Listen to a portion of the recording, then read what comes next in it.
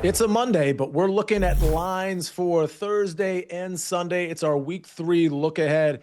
And gentlemen, before we get to some of the plays on Sunday, we do have a Thursday night game. We did talk about Mike McDaniel earlier in the show. How hot is that seat? Mike, I'm going to start with you on this Thursday night game. Is there a spread or a total that you like in this one already? See, it's not going to be comfortable. It's plug the nose, click it, and then forget it here for me. It's the Dolphins plus 12.5. It's just such a big number in division in the NFL right now. I think that if the Dolphins can get to 17 to 20 points, they can cover this number. So when I look at this particular game, I think we're talking like a 31-20 kind of game, and Buffalo wins. But we get a backdoor cover from the Dolphins. They've always been competitive in this matchup. The issue that I have here, or why I like it, frankly, is we're not talking about a team that's dealing with poor health, right? Tyreek Hill's out there. Jalen Waddle's out there. Devon Achane is out there. They've got the skill position players. It just hasn't materialized yet this season. I think that they can get up for it. You know, the message in the locker room, right? We can salvage the season here with a huge win in this spot. I think they play a tight game. I'll play the Dolphins plus 12.5.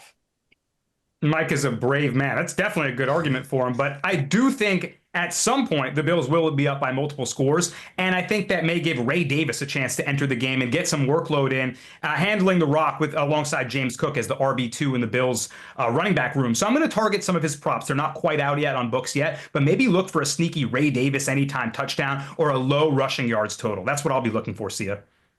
Well, the Bills team total is out, and I love going over 30.5 at minus 130. This is a team, the Dolphins, that gave up 33 to the Colts, 33 to the Patriots, 6.1 yards per play to the New England Patriots is what they allowed. And I think we can all agree that the Buffalo Bills are in a different offensive category than the first two opponents that the Dolphins had to face. And yeah, they might put up some points with their offensive talent, but that secondary is just an embarrassment.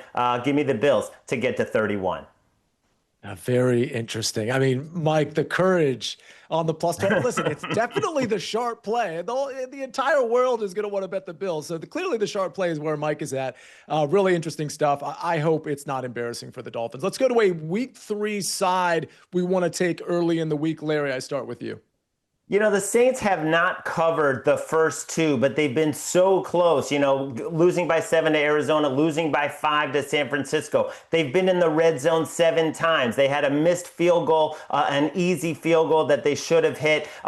Spencer Rattler missed Olave by a half step, would have been a walk-in touchdown. So this Saints team is not that far away. And now you're giving me 7.5 at Seattle. You know, Seattle, a solid team, but I think the Saints are getting some value now because of those near misses. People don't want to back them after, if they tried, they have not gotten the money. I think now is the spot to back them in a close game.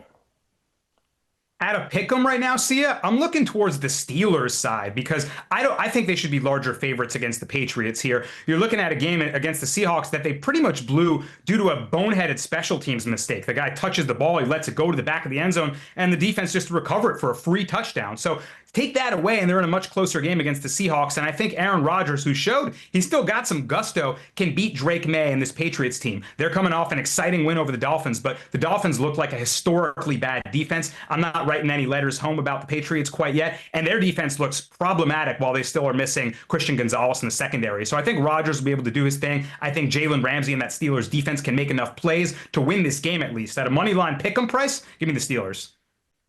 And I'm looking at the Dallas Cowboys here, guys. Dallas Cowboys plus 1.5. I know it's a road game, but I truly believe they should be favored in this particular spot. When you look at the team, the trouble, yes, they've not been great defensively. I will make the argument that the Giants did some great things offensively in that game, particularly late. And the nature of the game just kind of got a little out of hand. You know, it became back and forth, back and forth. I'm willing to forgive a little bit there because they were pretty good against the Philadelphia Eagles. So I just think this is a great time to buy in on Dallas. They came out with the emotional win. I would not be backing them had they lost that overtime game, but they got away with one. Now this is a great spot to back them. I think they should be a minus 1.5 favorite, and I wouldn't be shocked that this line flips by the time we kick off. All right, let's transition to a line that we're waiting on, maybe a little bit of an adjustment later in the week that we're trying to take advantage of. Danny Brasco, I start with you. I'm hoping that I get the hook with the Tennessee Titans. I want plus 3.5. And they're facing Daniel Jones and the Colts, who are riding high off a ridiculous win in which they got to attempt a game-winning field goal twice due to a leverage penalty, and they come away with a win. But if they're laying more than a field goal against this Titans team, who seems to be underrated, especially on the defensive side of the ball, I think I want that 3.5. Cam Ward showed something last week. I mean, he's certainly playing with poise, and he made an incredible play throwing across his body halfway across the field. So I think that he can keep this game close against the Colts team that certainly may be coming in a little overvalued into this game. Well, the Packers are going to Cleveland, and that Packers pass rush against Joe Flacco should be something to see. Joe Flacco, who cannot move at this point and just threw up the ball for an easy interception instead of throwing it away against the Ravens. And right now we're seeing 8.5 to 9.5. I think we're going to get some money on the Browns because their defense has looked really good in spurts. But the thing that they don't have is they don't have the back end anymore. Martin Emerson being out for the year was such a terrible blow to this team, and we saw Lamar throw for 4 TDs, all of them traveling at least 10 yards. They were deep throws, and you have a Green Bay team that loves to attack downfield. So if I can get an 8 with the Packers laying 8, I'm going to be all over it.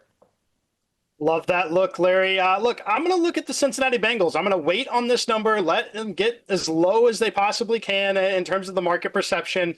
The thing that Cincinnati has going for it, they're 2-0. Yes, Joe Burrow is going to be out, but you started the season 2-0, and you very easily could have been 0-2. If you're 0-2 without Burrow, the season is literally over. But now you've still got Jamar Chase out there. You've still got T. Higgins. You've still got Chase Brown, and you get the NFL's worst offense. Yes, the Minnesota Vikings right now, worst offense in the NFL in terms of VPA per play, had no business winning in week 1, were absolutely atrocious last night in week 2 at their home opener. I think the Bengals, this game should literally be close to a pick'em, because I think that they might be dead even in terms of quarterback rating with J.J. McCarthy. I don't think there's any sort of quarterback edge for the Vikings at all here.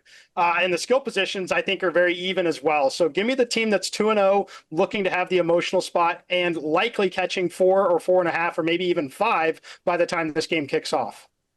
All right, let's go a little rapid fire style here with a week 3 team total that we're eyeing down. Mike, I go right back to you.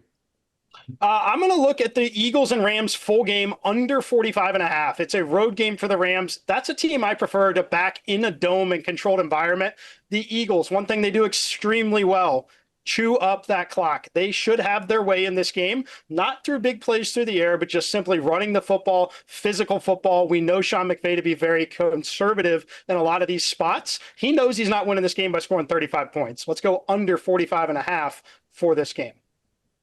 And I'm going to go over 43.5 Cardinals 49ers. It wasn't a fluke that Carolina came back. Arizona lost 3 more corners during that game. They're down their top 5 corners right now. They're also down 3 defensive linemen. I like that game to go to at least 44.